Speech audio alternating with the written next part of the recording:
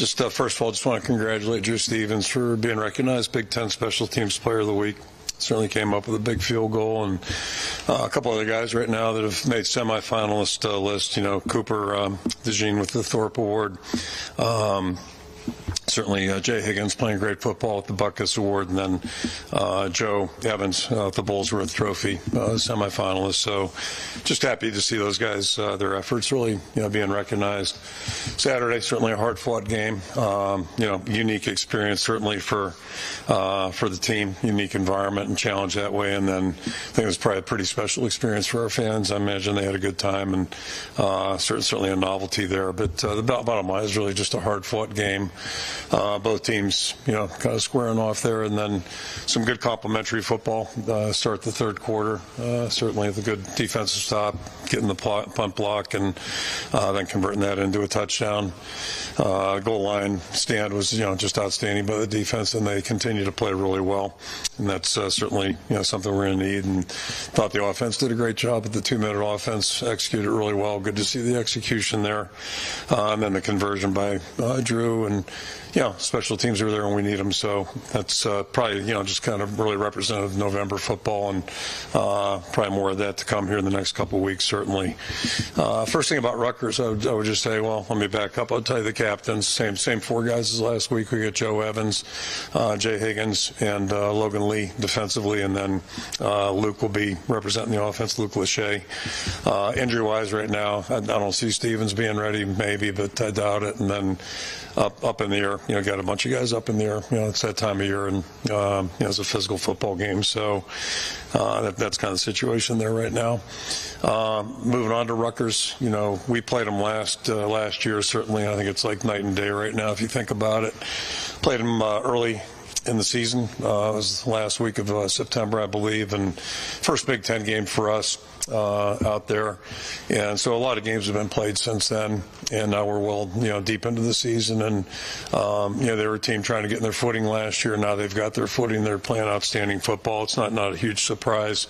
Coach Giano's been there, second tour of duty there, and did a great job building the program back in the early 2000s and really put them in a state of prominence, if you will. And then, he went off to the NFL, several opportunities there, and now back rebuilding this program and doing it in really exemplary fashion.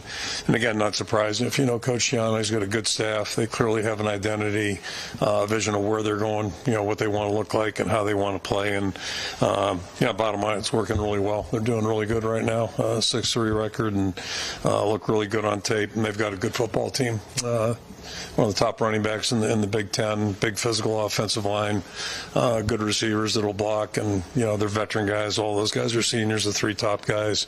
Quarterback's playing really well for them. Tight end's a dangerous player, and then they're playing good team defense, and that's it's kind of, you can see it in the process last year. Now it's coming to fruition. So good job on special teams. Good kicker, good punter. So all in all, it's going to be a big challenge for us, and we're in the process of trying to get ready for that. Just touch on the kid captain. We got Chloe Denka, who's an 11-year-old from Winterset, and she's dealt with some spinal issues.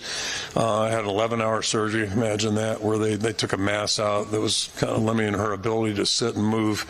So that was one thing. And then she's had multiple surgeries to battle scoliosis. So as I'm told, she's doing really well. She's a 5th grader now, and her family just finds her to be really inspirational, and just brings a lot of delight to everybody in the family. So it'll be great to have them here Saturday. Look forward to that. And then, just again, it'll be good to be back in Kinnick. Our fan support was outstanding in Chicago. We appreciate that, and look forward to being back in Kinnick and getting support there too. So, throw it out for questions. As far as the offensive line goes, sorry. I apologize. There we go. Old habits die young. It's all start. There you go. Scott Docterman, The Athletic. Yep. Okay. Your offensive line. Awful bit, yeah, huh? I know. Here we go. Your offensive line, you had 3 guys who missed most of the game. Yep. And then I think Rusty came in late when Bo got hurt. Where did things kind of stand with Logan Jones, who I think had a walking boot, and then Mason, who's been fighting through an injury for probably the better part of a month now? Yeah, time will tell. We'll see how the week goes here.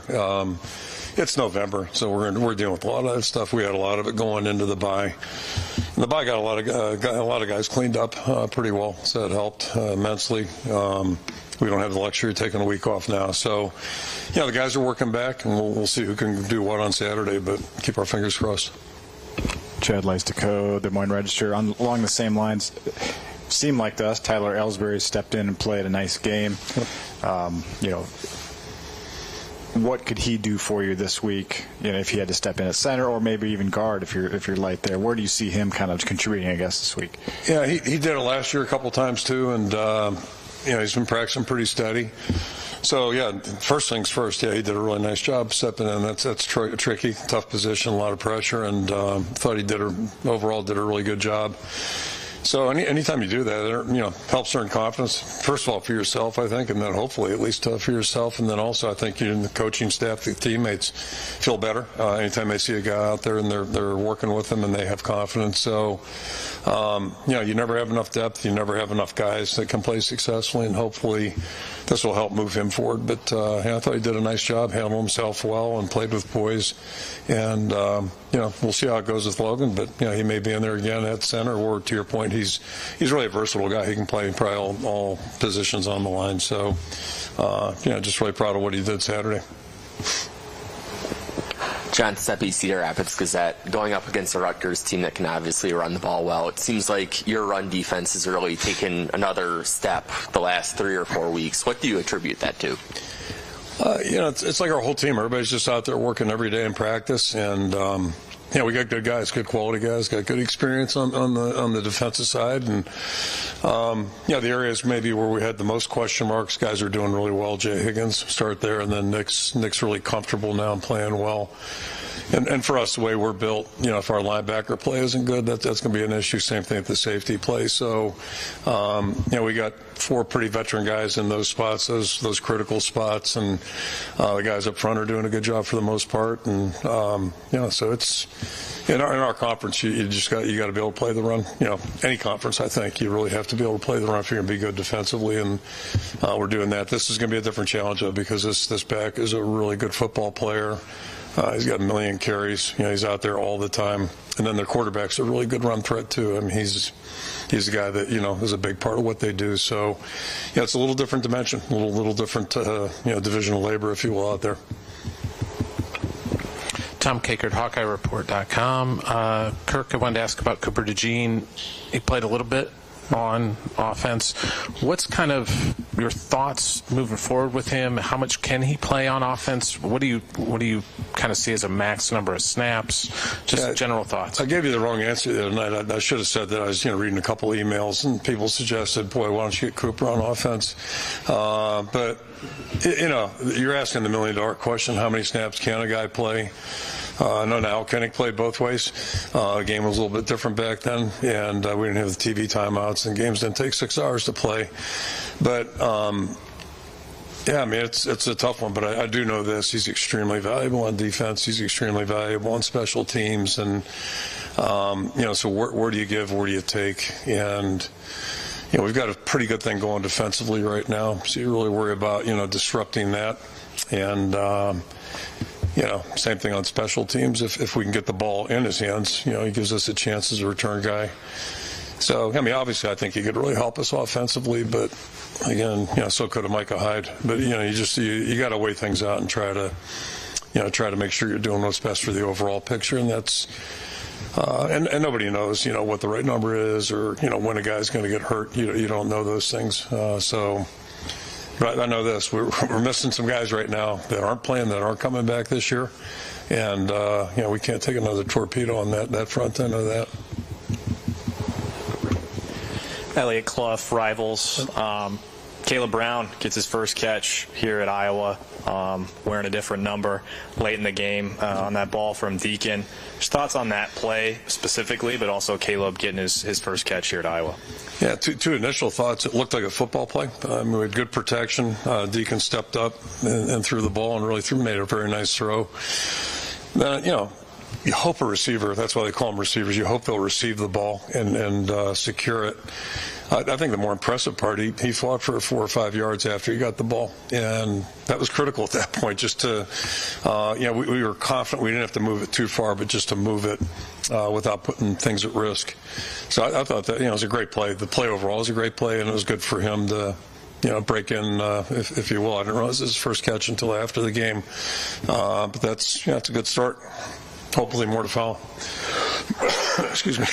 John Steppe, Cedar Rapids Gazette. If you get Noah Shannon back, considering it's 2 weeks ago and they said 2 weeks, if you get him back, what would he really add to this team and this defense? Yeah, it feels like fantasy football. I just, none of us are getting our hopes up too high, just based on the way things go at the NCAA. So it'd be great to get him back. He's a tremendous young person. You got Nico, you got Joe, who are both 6-year seniors, and Noah's right there in the class. They're all just outstanding players, team members, and Noah's a really good football player. He started practicing here a couple weeks ago and looks great.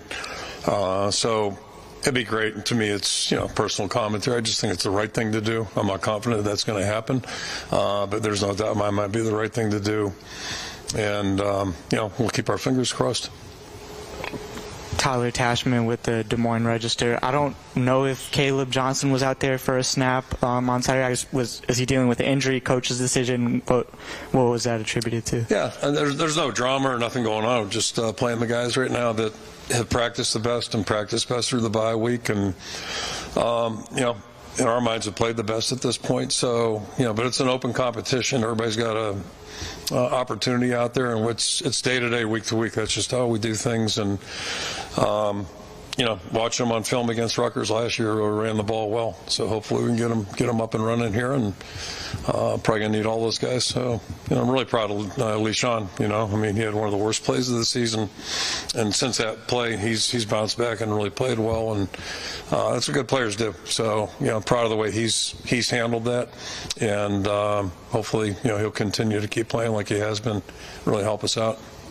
Blake Hornstein, Hawkeye headquarters. Coach, you've had 2 players in the butt kiss. Jack obviously won it last year. Now Jay's in that conversation. How much of that is the standard and the system you guys have here of developing guys and getting them to that level? And how much of the credit goes to Jay just for the exceptional performance he's had this season? Yeah. So in our program, as I said earlier, if our linebackers and safeties aren't involved pretty heavily, we're gonna have a problem. So that's a critical position in our defense. All the credit goes to Jay, in my opinion, just like Jack. You get guys, and Jay's a really good story, I think, in that I don't think he had a Big Ten offer. I'm pretty sure he didn't anywhere, and then but he's just one of those guys, when you meet him, he makes you feel good, and you feel like this guy's all about football and all about team, and that's what he's been. And I tell our guys all the time, if you're trying to learn how to get good, hang around and look and follow guys that are good, pay attention. And he clearly paid attention to guys like Campbell, Benson, and he's just playing at such a high level. And he's been bumped up there during the season too, but just you can't get him out of there. It's hard to get him out of practice, and great attitude, but he's just he's done a great job. So it's nice to see him get attention. I think he's more worried about Saturday than he is any of that stuff right now, like you hope everybody is. Scott Docterman, The Athletic. Wanted to kind of ask you about your message for your team. 3 games left. All of the goals seem to be out in front of you, but there's also kind of a razor-thin margin in probably all 3 of these games coming up. How are you handling this approach? Is it day by day, game by game, or is it mentioning what the goal might be at the end of the rainbow? Well, these guys are all in college. They know what's going on, the big picture-wise, and we're not in the BCS title hunt or whatever that show is that they got going, but my observations going back to 2008, when you start getting involved in discussions about that, pretty soon you find yourself you're out of that discussion real quickly. We should be 3 instead of 2, or 2 instead of 3, I guess is what would the argument be. Remember that one in 08. So you start getting distracted by that kind of stuff, and next thing you know, you get knocked right on your tail. And that's how this conference is. That's how college football is right now. There's nothing easy about any game unless you aren't competing in it. And razor thin like that. I was thinking about that earlier when we were talking about Cooper. We live in the world of razor thin, for like 25 years. That's where we've been, actually longer than that. So everything's important, and we're not good enough to take our eye off anything, and other than the target, and that's really been the message. We just need to worry about getting better. We need to worry about doing everything we can do to get ready for Rutgers, because we're going to have our hands full just like we did last Saturday. And I'll predict if we get 3 games left, it'll be that way all 3 games. Shannon Earhart, KCCI. Going back to Jay Higgins, how have you seen him grow? You see him daily. We see him before you get to see him, so we watch him daily, and he's just everything about him is positive, just everything about him. And then last year, he played significant reps, and besides special teams, played significantly on defense. So, you're watching him first time out there basically when it really counted, and doing a really good job. But now it's a whole different deal, because there's a lot of pressure on that Mike, the middle linebacker. He's got a lot of going on, in terms of checks, calls, all those things. Those guys get loaded down pretty good. I mean, it doesn't look like we're doing a lot, but there's a lot of communication going on. The offenses are doing a lot. So it's a really tough position. It takes a guy some maturity and a guy who's really invested and works hard, and Jay's all that stuff. So, we felt good about that part of it. And then, how's he going to play? And he's really done a great job. So it's a credit to him. He's just worked his tail off. He cares, truly cares. And, he's just a great young guy. Adam Jacoby, Go Iowa Awesome. You've mentioned before that Caleb Brown is, young, inexperienced at receiver. You're leaning on him in one of the most crucial plays of the game, and that's not really a position that he's been in weeks past. Did that have to do with Vines being banged up? Did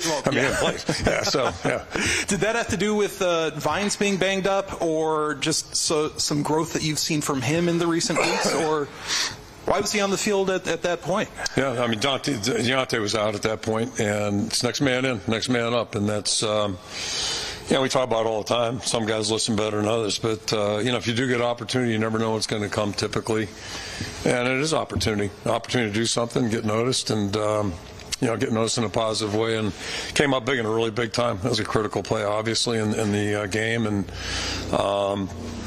allowed us to be in a position where we didn't have to go into overtime, which is positive. So, but it's just him working every day. He is. Not an infant as a receiver, but it's really the first year, he's really been in the deal. And I guess last year, I don't know how extensively or, where he was on the depth chart. He certainly wasn't out there in critical times a year ago. So, right now he's getting the work, and he's doing a really good job. He's got good ability, good attitude. So, hopefully now it's just, a matter of, we just got done talking about Jay, his ascension the last year and a half. Hopefully we'll see the same thing with Caleb. He's got an opportunity here. Tom Kakert, Hawkeye Report.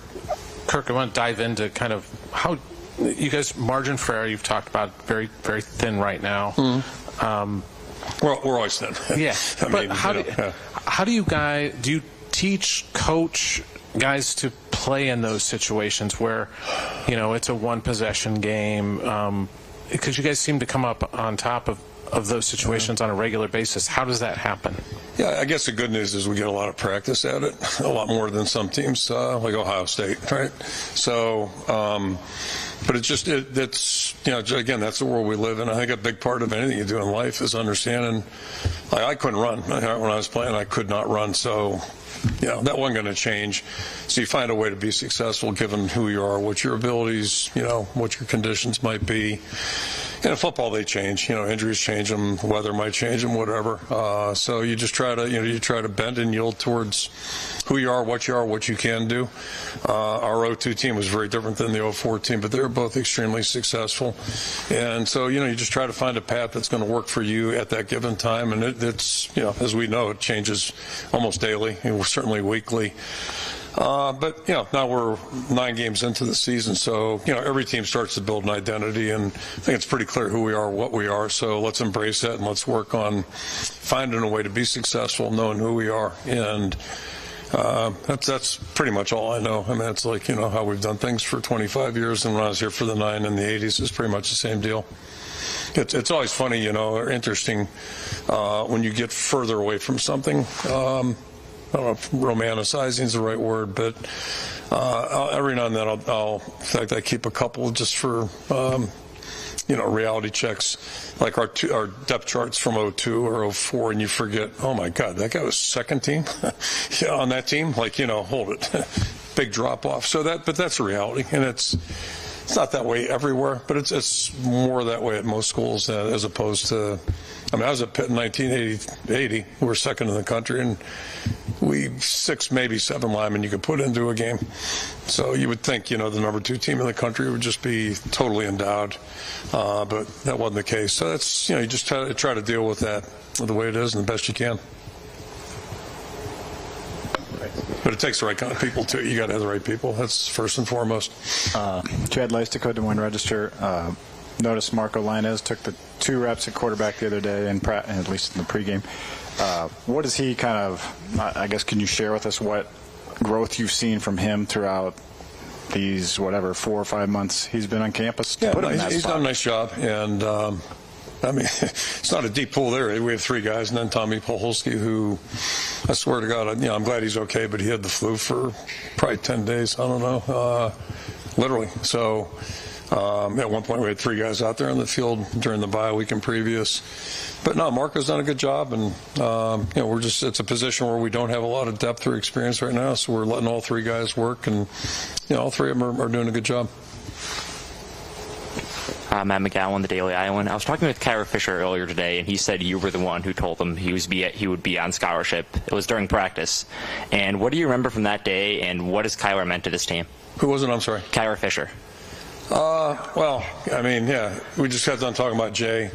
Not quite the same story. Kyler came as a walk-on, and with each step of every phase, whether it's spring, winter conditioning, spring ball, ever since he's been here, he's just been a quality guy, and he's not played a lot of scrimmage snaps. He's played more this year than ever, but prior to that, went on scholarship prior to that. But everything about him's been quality. He's been a great special teams guy, totally invested.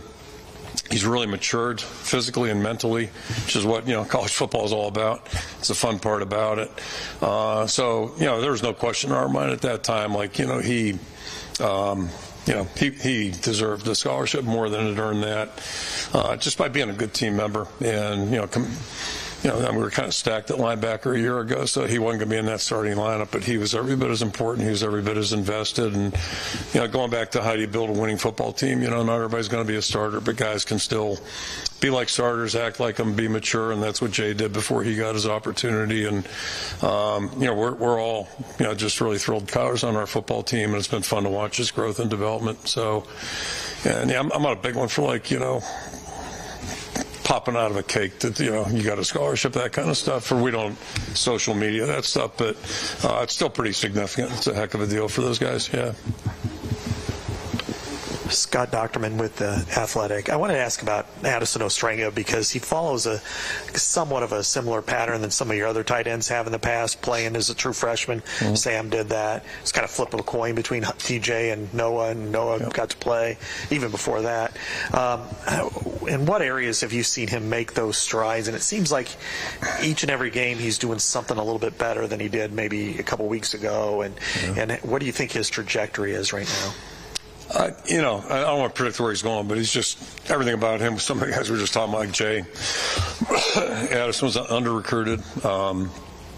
There are probably some parallels between the two guys. Now we talk about it, but he's got one of those attitudes that's infectious. He loves being out on the field, loves playing ball, loves practicing, loves being part of the team, just loves everything about it. He went through a little medical thing there, for a couple of weeks where we lost him. But he's rebounded from that, and he was positive during that whole time as well. So.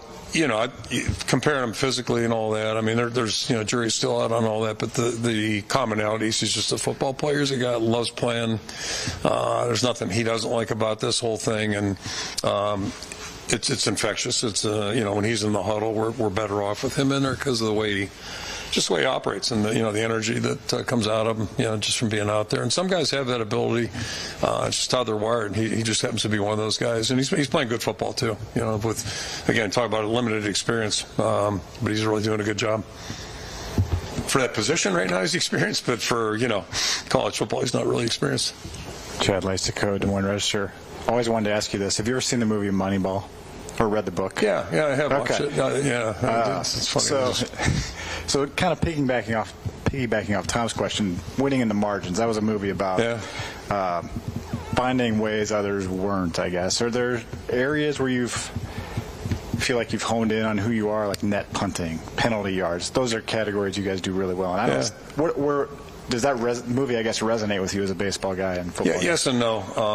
I got to spend a couple days with Tony La Russa, only because Cal Eldred invited me to, camp down there in Jupiter 15 years ago.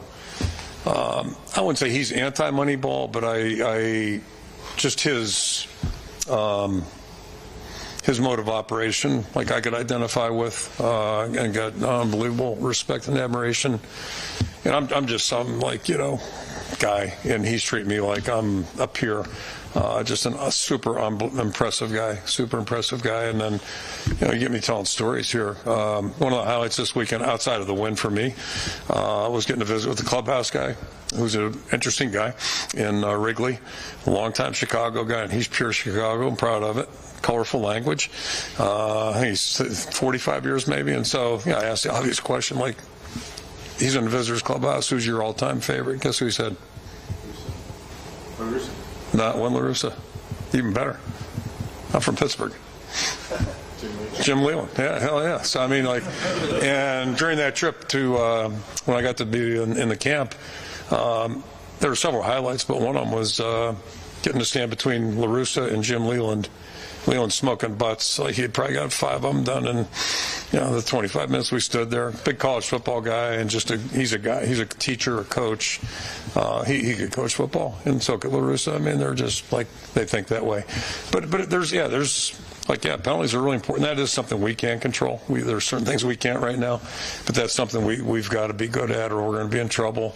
I would like to see our ball security be better, obviously, and it's been a factor, certainly a factor the last time we lost.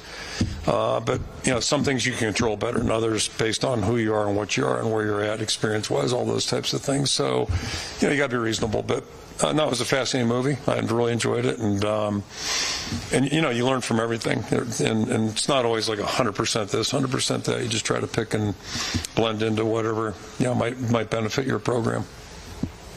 John Patrick, Hawkeyes Mike. Off Rutgers for a moment. Reports from late last week about a conference call with all the coaches and the Big Ten commissioner specifically discussing the sign stealing issue from Michigan. Were you on that call, and would you also say it was pretty spicy? I wouldn't say no. I wasn't on the call. We actually practice in the morning, so we're watching film at noon and taking a little break right now. So I just couldn't make the call. I just figured the game might be more important than a call since we're fighting for our lives. Got to have priorities, and so I did not partake in it, and I don't have a lot of comment. I haven't read one article. I look at the headlines occasionally. Read one last night where they're fixated on who might have turned whom in, which I think is just such a statement on where we're at right now, just in general. It doesn't matter who turned whom in. If something's wrong, the issue is the issue, not all this other stuff, so I found that kind of interesting, but outside of that, I don't have any thought right now. I mean, there's a lot of stuff, just like in baseball. It's going on in football too. So, but they, as I understand it, they got it cleaned up in baseball, at least Major League Baseball. Got to be a way for us too. Scott Docterman with The Athletic. I wanted to ask you about the way Greg Schiano has built that program. It was as low as any program I've probably ever seen when he got there, and now they're, in good territory in just most statistical areas. They're +5 in giveaways.